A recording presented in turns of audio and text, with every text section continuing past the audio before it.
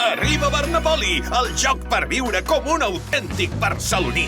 Has caigut sobre una propietat meva. Paga'm 3.000 Bernapolis. Com que 3.000? Si només tens una casa. Oh, ja, però, mira, l'he fraccionat per fer-ho un co-living.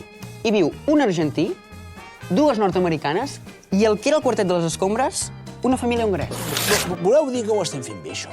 Ay, Clara, fallo mío, he sido yo. A ver, mira, yo te doy 20 justo y tú me devuelves los 50 y ya está. Vale, Aclarado. ahora sí. Ahora sí, ¿eh? Bueno, qué lío esto del financiamiento. Es indignante. Tremendo, yo si fuera socialista me moriría.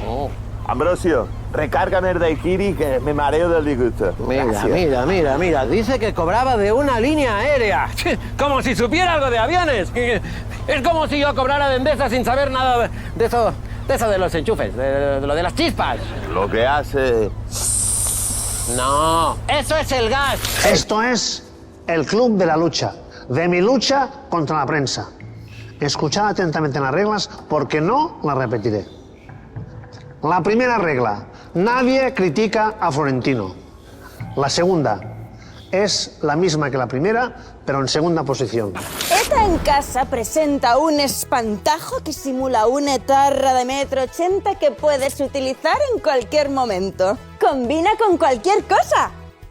Con un discurso contra Sánchez. Porque ETA está preparando su asalto al País Vasco y Navarra, mientras sostiene a Pedro Sánchez. ¿Verdad?